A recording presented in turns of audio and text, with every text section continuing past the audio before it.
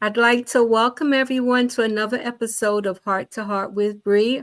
I apologize for us being late. We had a technical problem, but we're back. We're on now, so I'm so thankful for that. I'd like to welcome my guest Sherry. Sherry, please introduce yourself to the viewers. Hi, everyone. I'm Sherry Francis, socially known as the 850 Credit Queen. Tonight, I'm on to talk about business credit and funding. And thank you, Bree, so much for having me. What is this, our third time? It's our third time, and I'm hoping for many more. I always enjoy having you on. I mean, you give such great advice. Thank you so much. So, as you said, we're talking about business and credit funding. So, I'd like to ask you, first of all, what is business credit? So business credit is just like what it sounds like, right? So a lot of time you get a lot of individuals who we know since the pandemic, a lot of people have small businesses, right? Such like you and myself and you, right?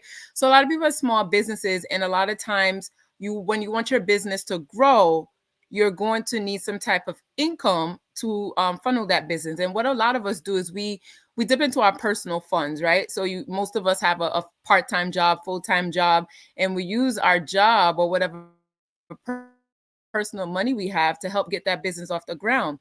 Where a lot of times is if you start to establish business credit, which is just like how personal credit is, it's just Okay. credit on your business side. It will give you the credibility and opportunity that you're looking for to now get the funding that you need to really use into your business instead of tapping into your personal. Okay. So, I'll ask you, does personal credit affect the ability to obtain business credit? That's an excellent question, Bree. And a lot of times you will get a lot of answer online that everybody's going to tell you they're separate. And where it is true, it is. A lot of times when you walk into an establishment to get a business credit card of such, they're going to need somebody to personally guarantee, right? So if you lapse as a business person, right, or as a business owner, you don't do something right, don't pay a bill on time, they need somebody to back that, right? So I like to say like you're the co-signer of your business. So where we would love to think that it doesn't, a lot of times they do look at your personal credit score, and the better your personal credit score, the better the chances are to get approved for your first time starting out with business credit. Because if you have no foundation, nothing to base it off of, your business is new, they have no idea how you can do, they need to know the brainchild behind the business, right? So yes, Yes. they do kind of, I like to say, go hand in hand. What should a potential business owner think about before starting a business?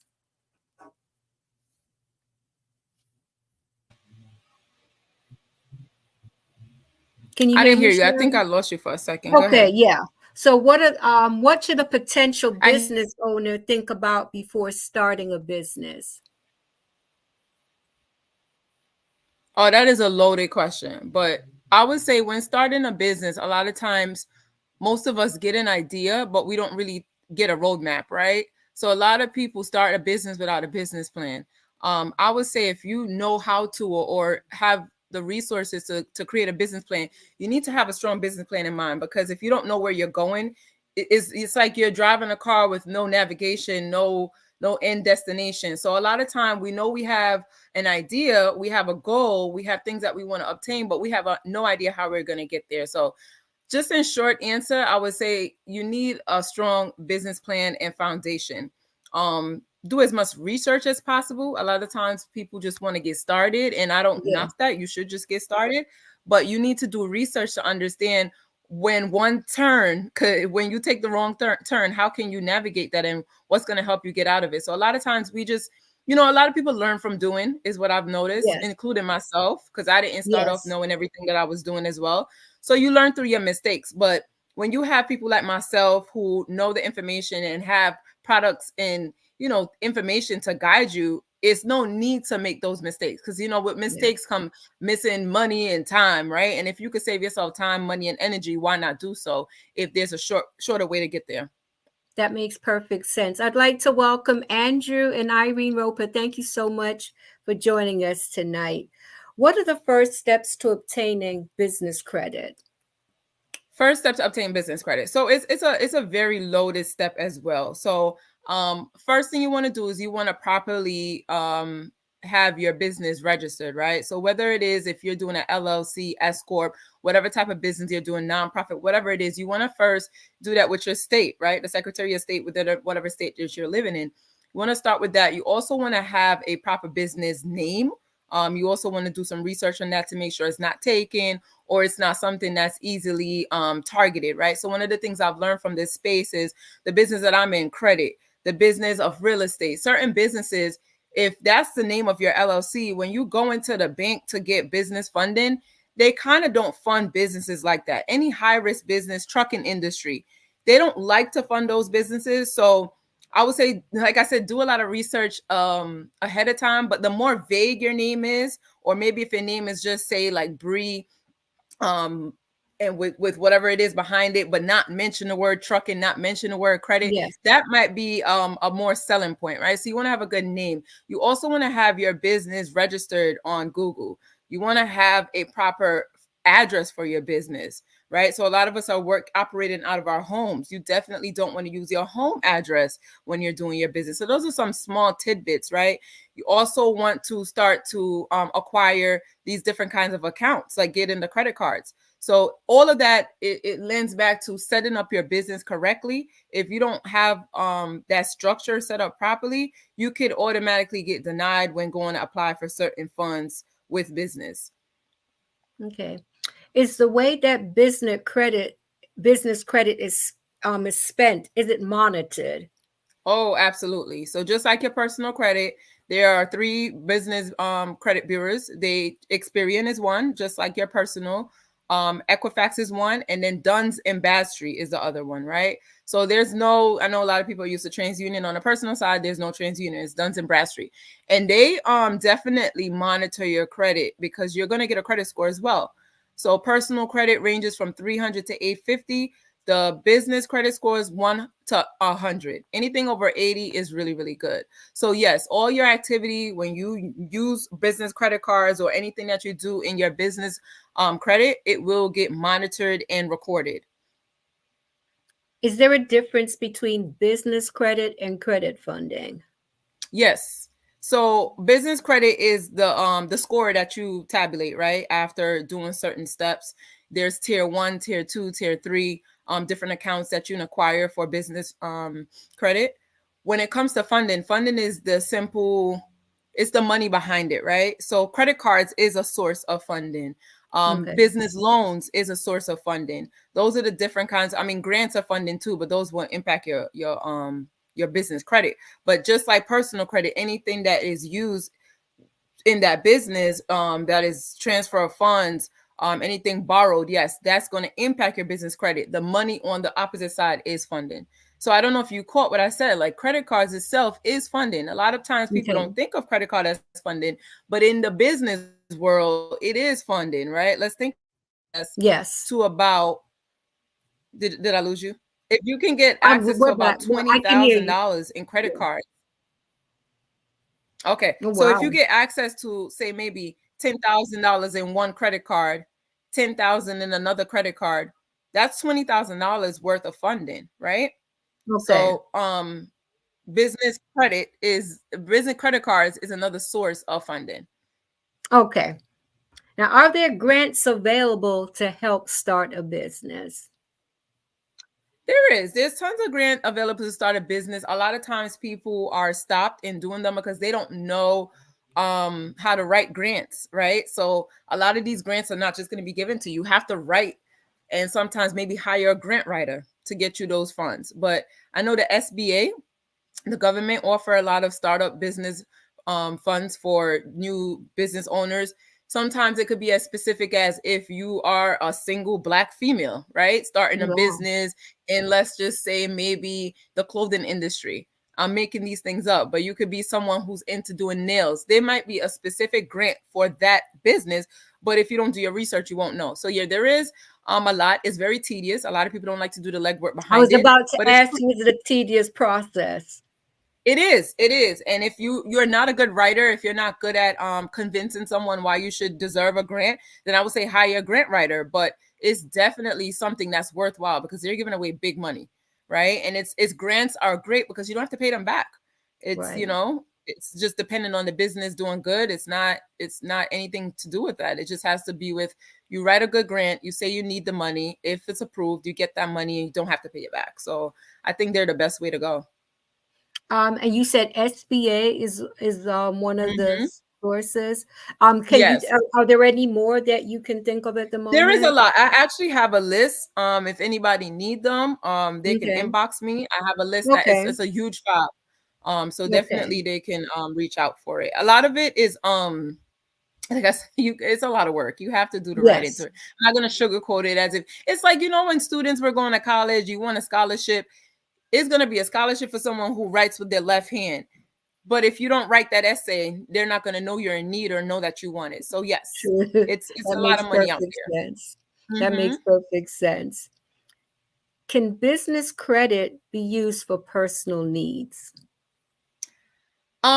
It shouldn't. That's a great question. A lot of times, what you do and what you do behind closed doors, nobody's gonna know, but it shouldn't. It should solely be for the business, right? So let's use the example, like we said, of the trucker, right? The trucker needs to buy a new truck or buy anything in pertaining to the business. You would hope the truck is only going to be used for business use, right?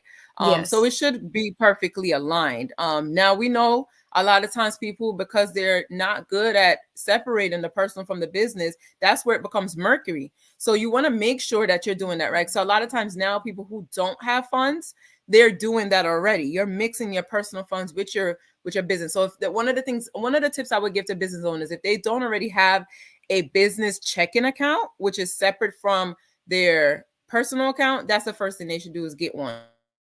Get income coming in, you can separate those funds and know clearly what is for your business and what is for personal, but it really shouldn't be used for anything personal.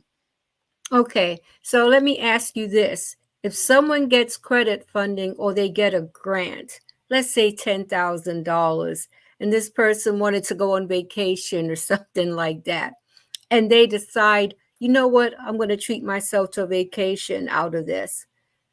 Are there any repercussions for this? I think we broke up. I didn't hear you. Okay. If someone decides to use their credit funding or a grant or the grant that they received, they decided, you know what, I want to treat myself to a vacation. And they decide to use one of these sources, for vacation. Are there any repercussions for that? I mean, no one will ever know. To be quite honest, no one will ever know. But what I would say is make sure you have the funds to pay it back. Like, you got to be responsible. It's the same thing with personal credit, right? If you use Okay. something, money that's not yours, you definitely have to have the resources to make sure you're paying that debt back on time. But again, you can prove it. I mean, I don't really think it's wrong to do, right? Because that vacation to maybe a conference to learn more information about your business. So there's definitely Yeah. always ways to tie the two together, but it's just being that Okay. to just now, you don't want to get funds and say, oh, I have this excess of money, I'm going to do X, Y, and Z, and it's not correlated to the goal, which is why I think a business plan is always something to revert back to and say, well, this wasn't in the business plan. If it's now going to get inverted in the business plan, then how does it benefit the business? So you really have to be smart at what you're doing. Yes. I'd like to welcome Heather Mothersole. Thank you for joining us.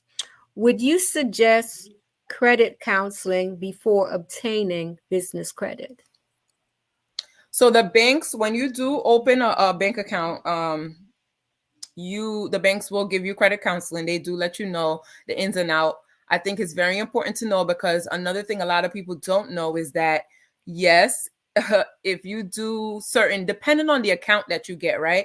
So there's some banks. So for example, I'll give an example, maybe Bank of America. Some banks, they will report anything negatively that you do on the business side to your personal credit as well. Oh, wow. If it's good, they don't put it. But if it's Oh, negative, they'll slap you on the wrist. And then you got other banks where they won't say anything either way. So you really have to research the card that you're getting and the account that you're getting and the repercussions that come with them. So a lot of people are blindsided. So it's not until it's very, very in, and it's happened already that a lot of people are like, well, I got this new mark on my personal credit, I don't know where it's from. And then when we dig and we do research, we realize, oh, that was from that business card that you had that you neglected to pay. You were a personal guarantor in the beginning. Remember when I mentioned being a co-signer? And because they had to use your legs to stand on, now you're the person that is still responsible from it. So I think people could benefit from the counseling. I don't know if the bank are 100% truthful and will give you all the information. But again, services like myself, where we offer business credit funding and how to build your business credit, is a wonderful resource to give people the information that probably don't know.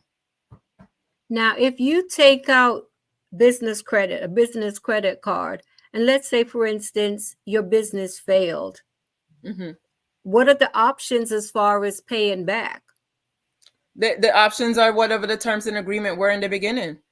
Again, this is why having a sound business plan is great. Like, I don't caution anybody to get money and use it without knowing how they're going to flip it, right? So that real estate investor knows, if I'm getting $50,000 in X, Y, and Z cash, it's because I'm using as a down payment on a property that's going to make me back 3 times that amount within a short time period. Also, some of the cards, when they first give them to business owners, a lot of them have 0%. So if you have great credit, they're going to give you 0%. They have like a introductory period where they give you 0% interest rate. So you have up to like 8.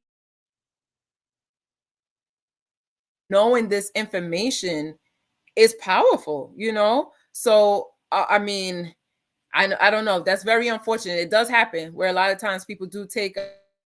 I've seen it during the pandemic where a lot of people were looking for business loans, and they did get these loans. But I'm telling you, a lot of these loans, you have to start paying them back within the first 2 weeks, a week or two of getting them. So a lot of times, if I spoke to a client and they weren't even bringing, you know what it is though? I'm going to tell you, be honest. They were a lot of checks and balances before people even get the money. If your business is not bringing in a certain amount of revenue, they won't even approve you for a certain amount of money. So to be fair, I am going to tell you, they're not really just giving out money to people who they know can't pay it back. So there is actually that checks and balance in the beginning. If you don't have a certain credit score, you won't even qualify.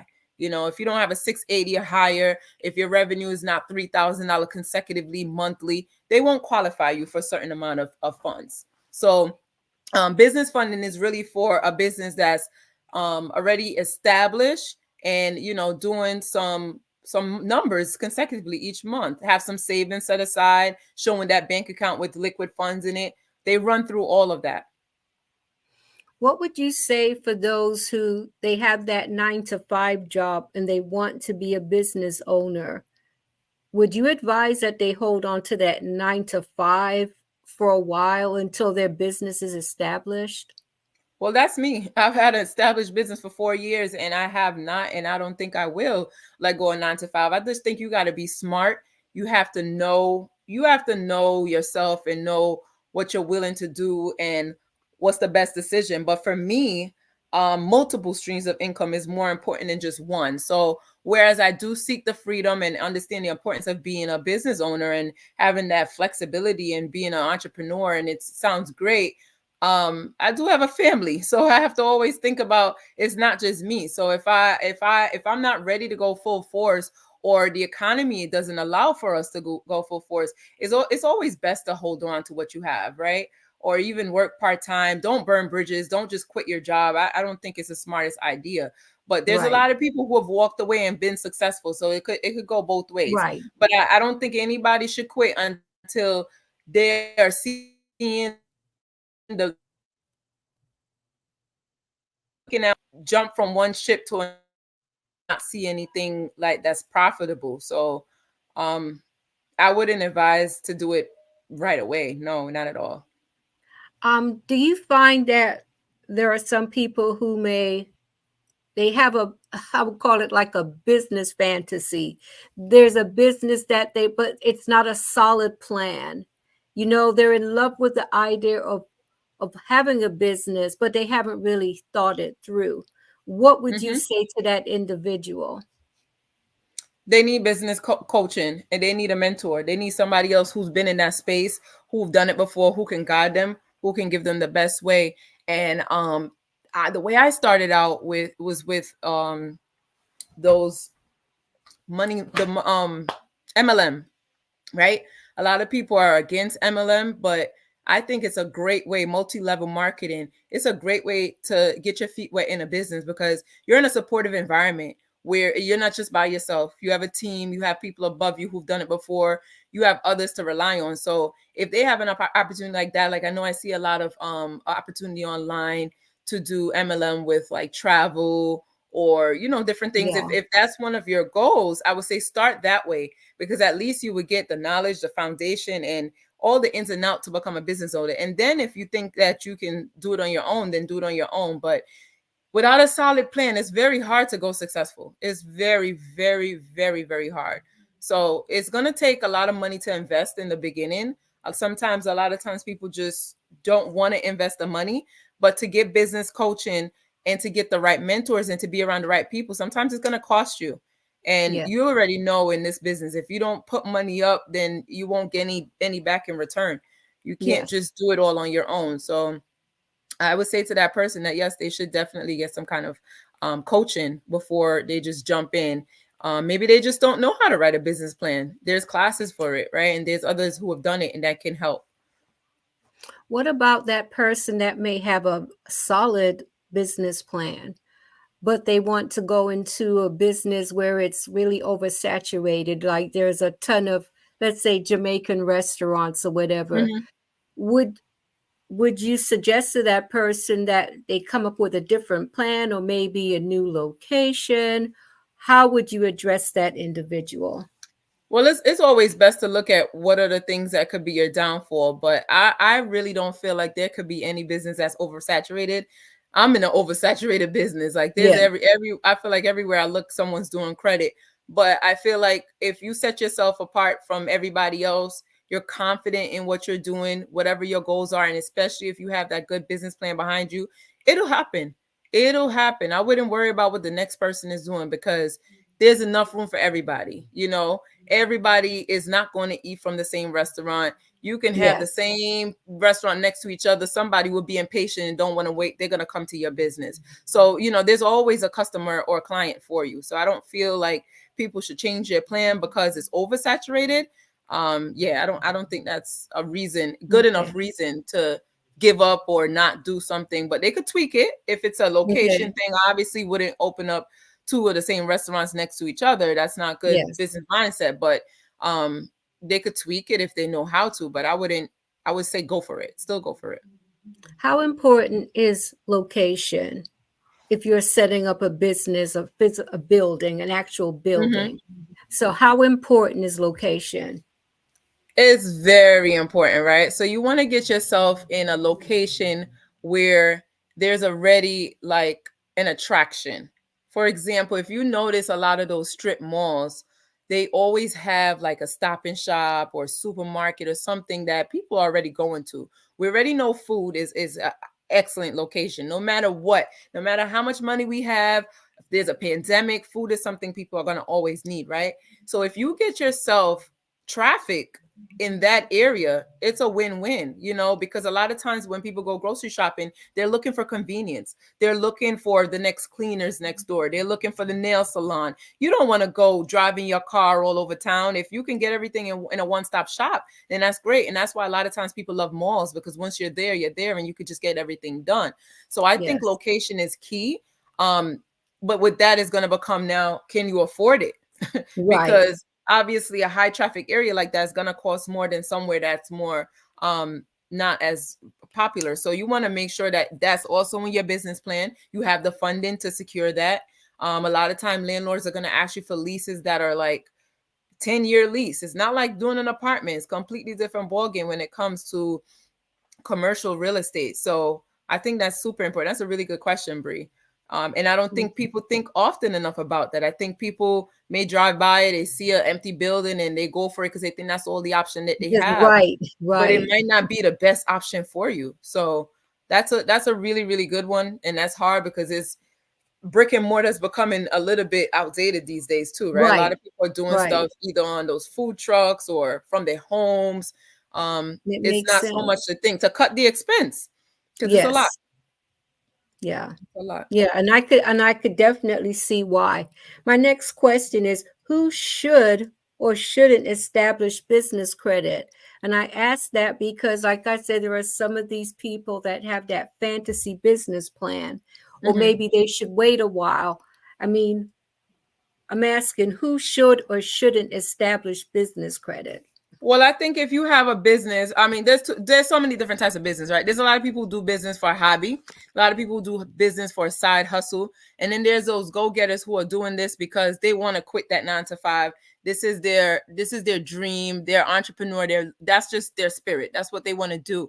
If you're that last person I just mentioned, you definitely want to get business credit because you see yourself doing this for a very long time. You see your business growing. You see it expanding exponentially. You're gonna need more funds. It's no way you can, especially if you're quitting your job, you're gonna need funds for it to rely on. And the best way to start out is with the business credit cards and then work your way up those different tiers. There are 4 tiers that they have. The last tier is investment. If you get to that tier, then you're already successful, right?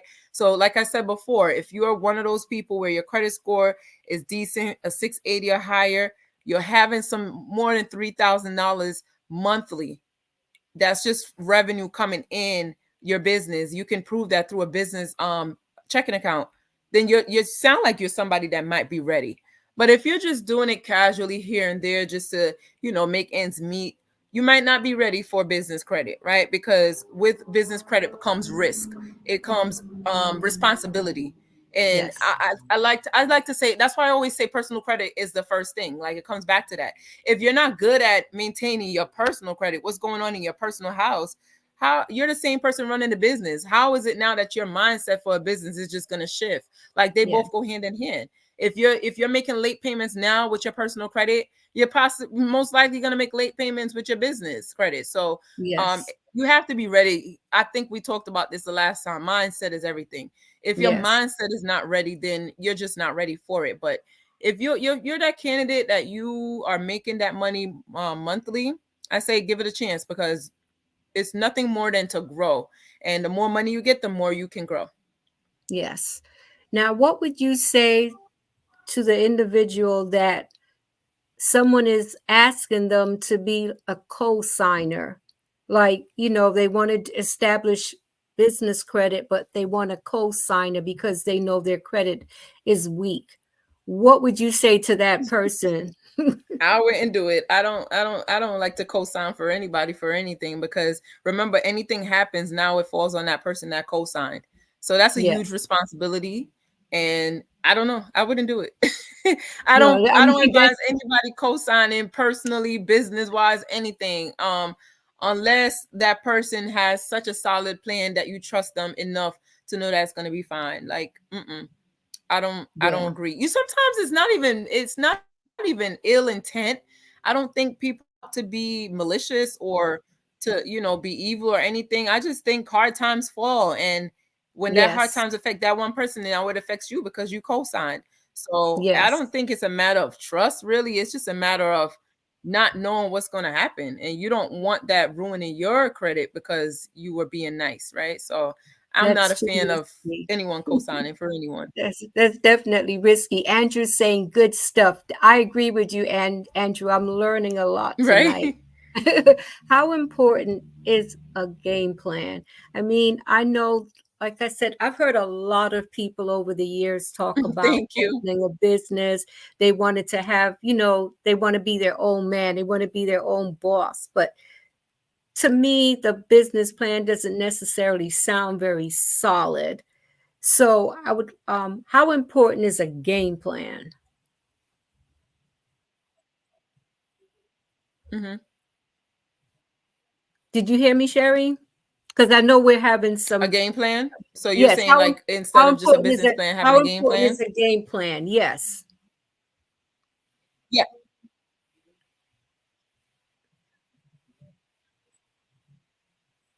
It's very important, right? So I feel like the difference between a business plan and a game plan is the game plan. Can you hear me, Bree?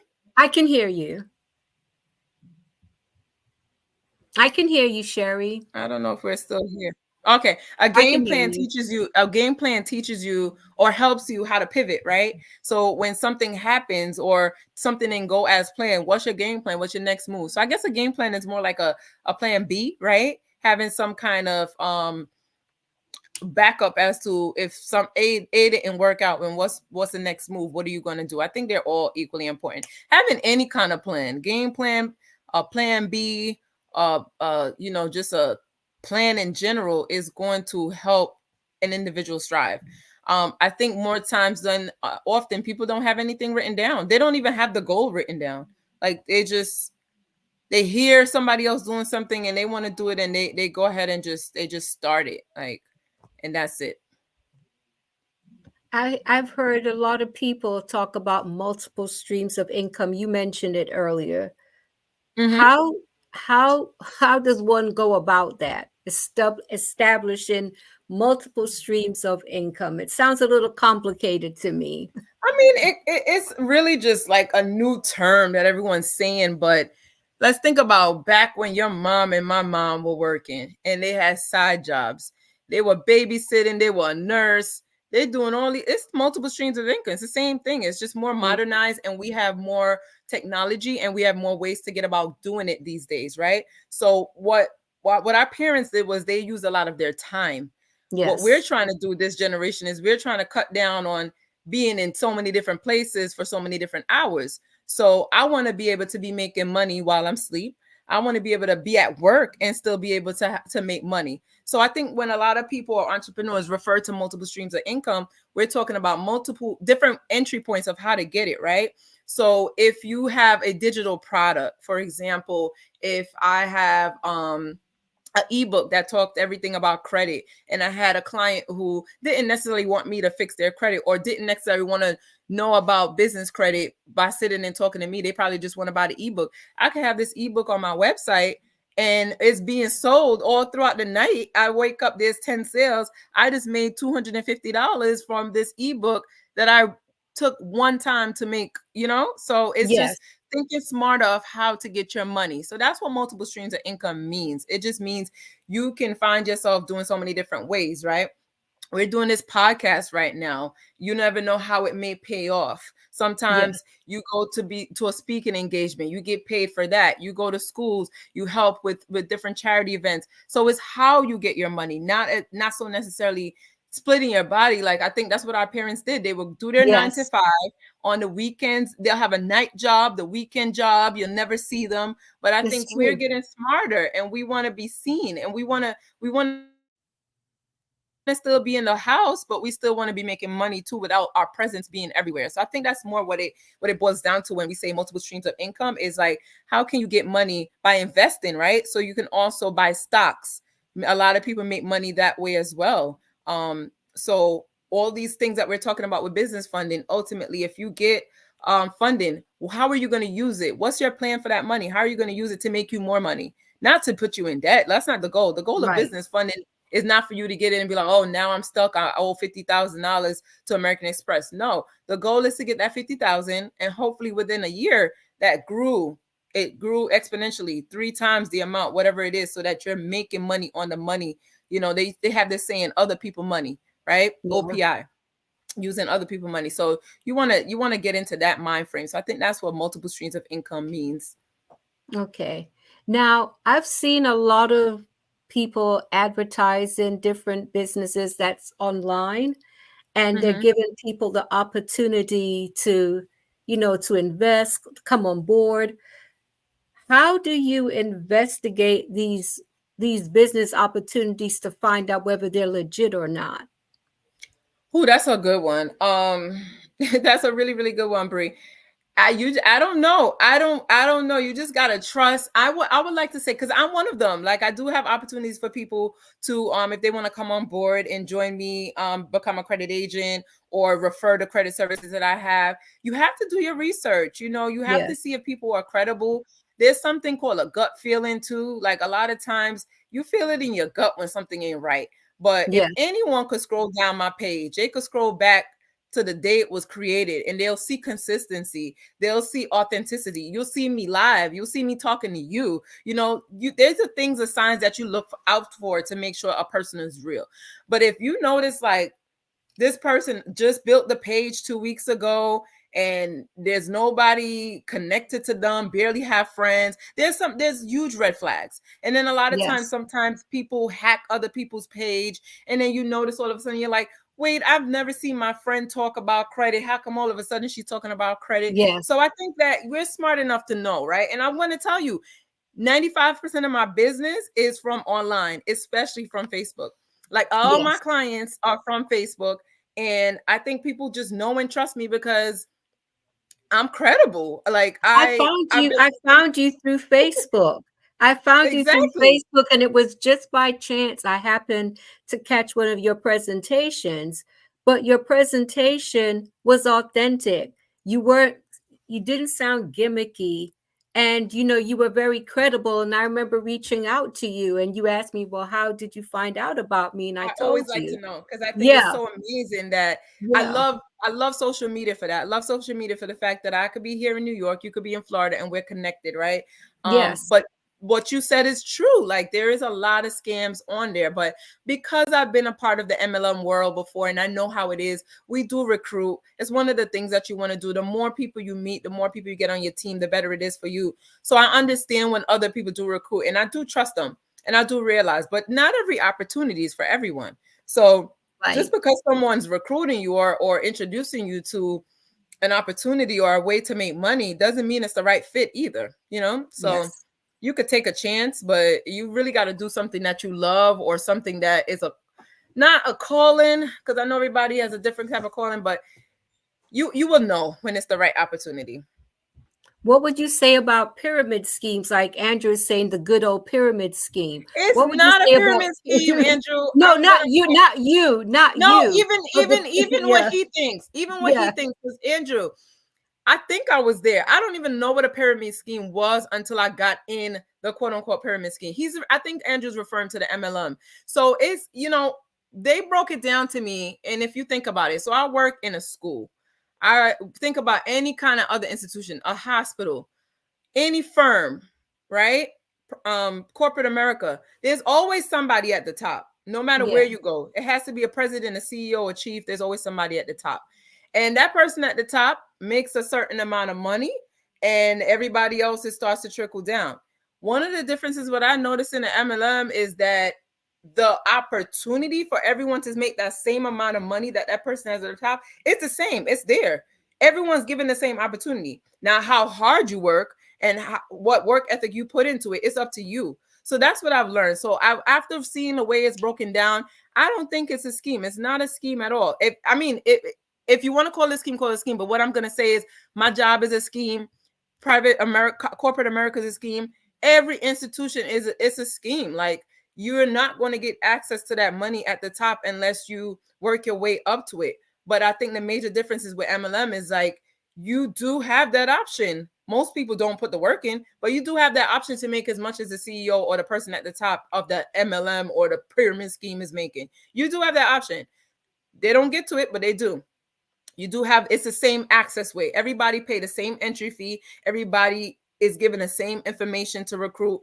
It's up to you what you do with the information. So yeah, it's just a personal thing. You have to either be in it to know it and understand it. I've seen people make millions in those business. I really have. It wasn't for me, because me personally, I don't like to build teams and work with a lot of people, and it's a lot of work. That part, I think a lot of people downplay. It's a lot of work to get to the top. But if you have that work ethic and want to, you can. So yeah, Andrew, I hope that makes you feel a little bit more comfortable. But there are definitely people who become millionaires from those industry. Well, my mom is on tonight. Mom, thank you so much for tuning in. So, the pyramid scheme thing, I remember there was a time when there was just a lot of that taking place, where people were being ripped off, or they came in when the business was about to crumble. So how can you, because this is the thing, especially during these times where, times are really tough. Mm-hmm. what would you say to that person that's getting ready to take their savings to invest or to take a chance on a business venture? What would Mm-hmm. you say to them about thinking it through? Well, everything has a risk. Everything you do has a risk. And it's just a matter of what type of person are you? Are you that person that's going to take that high risk and be okay with losing it all? But also not doing anything is also a risk as well, right? Yes. So I'm gonna tell you, if I would have sat back 4 years ago when my girlfriend approached me and said, literally, she was in this, let's call it pyramid scheme or whatever y'all want to call it. She was in the company and she was like, hey, I think you'll be good at this. I didn't know what she was talking about. She's like, come to a meeting. And the only difference is I didn't invest anything. She believed in me so much, she invested for me. Oh, So I wow. took a chance. Yeah, she paid. I took a chance and um I ended up doing it and she quit. And that's Oh, what got wow. me to where, yeah, she ended up quitting after about 2 weeks after she got me involved. But I ended up loving it and realized like it was something that I was meant to do. I was always naturally good with numbers, good with being very investigative, and I care. I love to help people. So it just naturally fit. 2 years out, we're now doing our own business. I'm not no longer under the MLM. I've learned enough to do it on my own. So it just really, if I didn't take that risk, which I didn't even think I took a risk, I just was like, oh, Right. whatever. It was during COVID, and it was like, what I got to lose. So what I was getting to when I said that to you is, when you don't take a risk, sometimes that is the risk. So Right. No, sometimes you may have I money, get what you're saying. I and you get what you're may saying. have money sitting in the bank, it's not growing. So if you take a risk and it grew $2, it's $2 more than you had. A lot of times people aren't really doing what they're supposed to do. So it really depends. It depends on the individual and their risk taking opportunity. Like, how risky are you, or are you going to be? Now, Angie says here, invest only what you are willing and comfortable losing, which I do have to agree with because, when you think of like if you have lost everything and then you have Mm-hmm. your rent or your mortgage to pay, your car note or whatever, I do think we have to be wise about the investments because I think some people, they are dazzled by the numbers that they hear about and they don't Oh no, necessarily think it through. never be driven by money. I'm never be driven by money. That's just yeah. I don't think that's the right way to be. It has to be purpose driven and goal driven, and I can't. You can't just do it because you hear this money, because as soon as it come, it could be gone as well. Yes. So it's my goal, and that's so funny. That we've been talking about money and all this stuff this whole time, and that's never been my goal. That's not part Right. of my business plan. It's not really. Mine's is more impact. How many people I help, how many people can give me a testimonial. I think I care more about the end result than actually the financial gain in between. You saying that because I read Think and Grow Rich and by Napoleon Hill, and he talked about the importance of helping others. Yes, He it talked should. Your about it your was mission should. Of course, we yes, all want to be millionaires, right? Or so we think. but But we but all want he to talked have about enough serving money. mankind. Yeah. Yeah, but Yes, he talks about because that I'm not lying to you. I was surprised when I read that part when he talked about the importance of serving your fellow man. Because he talks that's about it. if you're willing to serve your fellow man, God will take care of the rest, Yes. and that I was amazed by that. I didn't expect to see that in that book. Servitude is everything. I think without servitude, is what's the point of you doing what you're doing? You I can get all agree. the money in the world and you still won't be happy. But for me, to get that one person who was able to go from not having anything and now being able to call himself a homeowner means a lot to me, way more Yes. than whatever income I gained throughout the process. The money's gonna come and go. Yeah. Yes. What if a business owner has a rocky start? Is there help available? When you say help on the side of if If they they got let's business say this credit. person, they took out this business credit, and then the business didn't take off as they expected it to. Can they go to the bank for counsel, or can they go to someone like you? Can they They go to don't know. someone like you?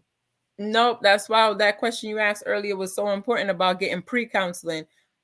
They expect you that you understand everything that you're doing when you take it out. That's like saying if you bought a house and all of a sudden now you're gonna foreclose.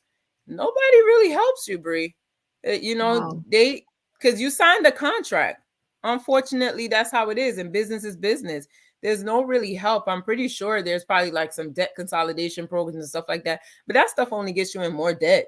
Yes. But ultimately, there's no real financial help. Nobody's gonna say, okay, this is water under the bridge. No, it's we are hoping that when you took this funds out, you had a plan and you knew exactly what's gonna happen. So, so when you undertake this venture, you really have to be 100%. You really have to be sure on what you're taking on. Mm-hmm. Yeah. A lot of people, they know it's a lot of people who get they're investors and they know exactly how they're going to flip that money within months. So if you don't have that mindset, it's not going to work. You're going to end up just owing a lot of money that you can't pay back. So it's would you say that it's definitely worth it, as you have to keep that 9 to 5, or to, multiple streams of income, just to make sure you have that cushion to keep yourself going? Absolutely. Absolutely. I would. I mean, like I said, I don't see myself quitting anytime soon just because you never know, like if your business is not stable. We know in any business it's ups and downs. There's peak seasons, there peak, depending on what you're doing. Even with food, it's not always like the highest it's been. So you want to be careful. You want to definitely have a plan for when it's not going well. All the days as a business owner, you can go a whole month without making one sale, and then one day you get 10 sales. So until you get that rhythm of knowing the method and how to be consistent, it's not worth taking on more funds than you need, right? Because if you're going to take out $20,000, just using as an example, with no plans of how to flip the $20,000, you still owe that $20,000. Yes. Like, what was the point of it, So that mindset just has to be ready. And I think a lot of people, because of how it looks on social media, a lot of people just seem hungry for the money, or just like they see the dollar signs and they get excited. But I'm telling you, a grant and a loan are two different things. A grant is money you get. A loan is money you have to pay back. Payback. So let's say that once you've paid that money back, you Mm-hmm. paid that money back, your business has done well enough for you to pay that money back. Is it safe at that time to think, okay, maybe I can do this?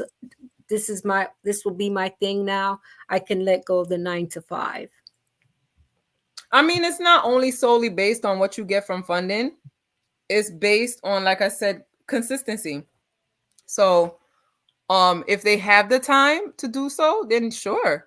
And it really depends on the business that we're talking about too, because it depends. There's so many different kinds of business. We got hairstylists, we got truck drivers, we got a lot of businesses that don't require your presence. It really depends on the business.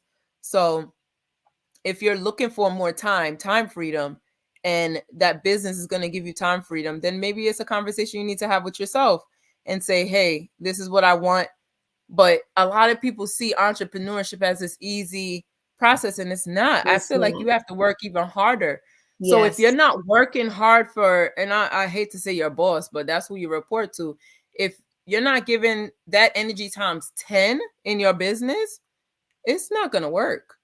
Because let's be honest, we could do the bare minimum at work and we still get paid because it's a It's true. salary contract or hourly. Once you give in the time and you exchange that time, you're expected to get paid, whether you're doing a good job or not. But in your business, it's going to be obvious. It's going to show. And Now, the only person that's going to know is you. it's true. It's true. Now, Mm-hmm. during COVID, there were a lot of businesses that went belly up. Is there a way to avoid something like that? I mean, sometimes disasters may take place. I remember years ago when I lived in I think it was in North Carolina. We had several hurricanes back to back. And Wow. there were some businesses that just weren't able to sustain after that. So, is there some type of insurance plan or something that a business owner can have that can prepare them for a disaster or something that may come up where they won't go bankrupt? Well, it depends too. Like if you're saying like the physical location kind of thing. Recently, I was in New Orleans, and a lot of those businesses have not. It's thriving, but a lot you could see where some still got hit, especially like homes and stuff like that. Yeah. And a lot of times, what I'm starting to notice in those states, so if it's a physical location, FEMA does not want hurricanes. So what we're noticing is that a lot of states, I think you're in Florida, right? In Florida, I'm in a lot Florida of now. people are Yes, I'm in losing the Florida. insurances because a lot of the insurance companies are moving out of those states and they don't want to cover it because they just don't have the money to offset what a disaster will cost. So that's why I think it's also important when starting a business to think about, do you want a business that's brick and mortar, or do you want something that's click and order online? You know, you got to really think about that those days. One of the industry that's really booming right now is food trucks. What is the Yes. insurance related to that? You know, a lot of times, even if there is insurance, I find people do having a hard time getting paid out because they just didn't plan for those disasters. Yes. Yes. So I guess when you go into business, you really Landlords have had a to, lot of empathy. yeah. I think we got disconnected there again. So I guess Sherry, I didn't hear when you, Bree.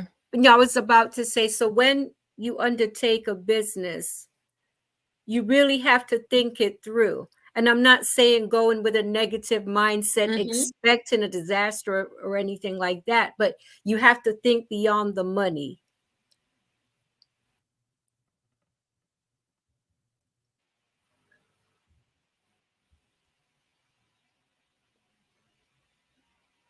We've had a couple delays. I apologize for that.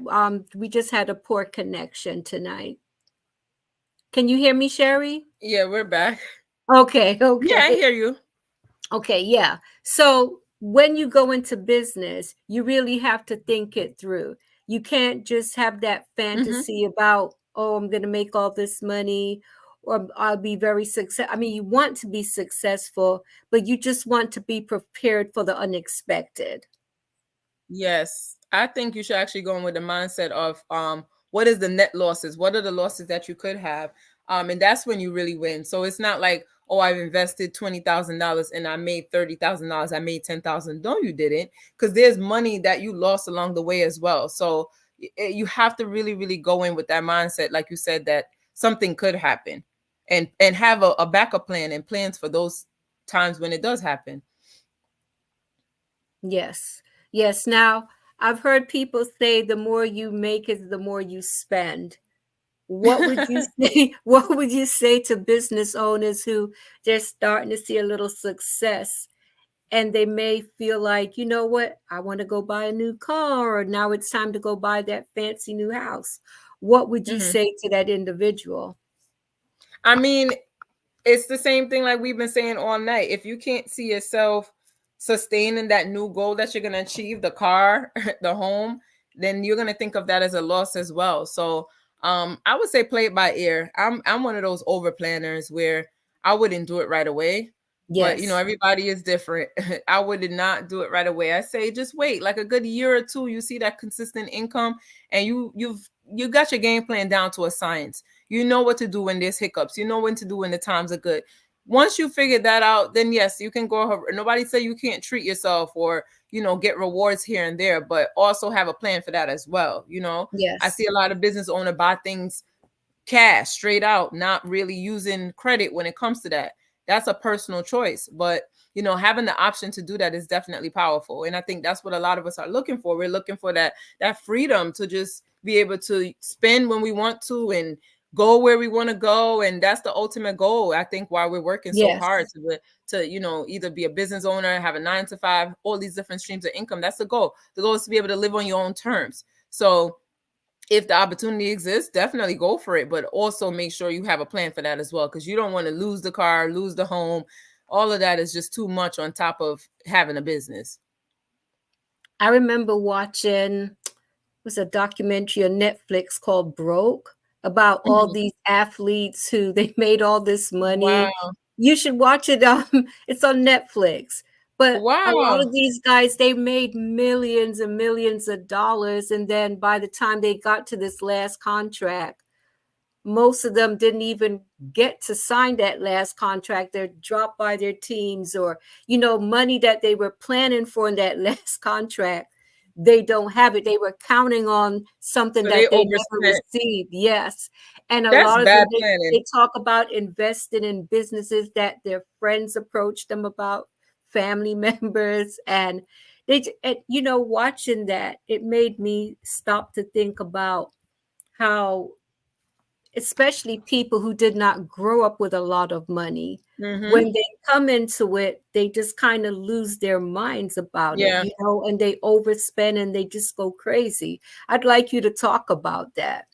I think it's actually important. I just did a goal setting workshop with my girlfriends, and one of them mentioned that she actually have a financial advisor.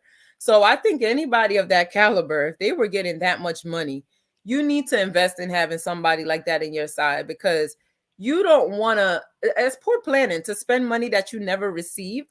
Like, Yes. if you're banking on getting this new contract, and not, like, nothing in life is guaranteed. So maybe if they had a financial advisor, they could have warned them and say, hey, you may be pulled back in this area because we actually are over in our expenditures at this point. And Yes. they sound like they were just young and excited and just, Yes. having access to so much money. It's an Yeah. overwhelming feeling. You need somebody to Yeah. help you. You can't do it by yourself. You need somebody to help you. Yeah. I mean, to be honest with you, I couldn't really feel sorry for someone that made millions and they were crying about being broke, because I That's thought a lot of money. a lot of them are pretty foolish with their money. So I And have then to the ask things that you, they buy, right? So it's nothing wrong with spending, but you don't want to buy something that's going to be like collateral. You want to have something that's an investment, a yes, property that's going to make you money, because now he could I turn around and agree. sell the property and get money. But a car, you can't really get anything from a car. You can't get anything from those material items. So it's like how you spend the money, right? If they I invested it agree. properly, they could have had money to respend. Yes, and money for later in life. I Exactly. mean, yeah, so we do have to be wise about our money. Sherry, I always enjoy having you on.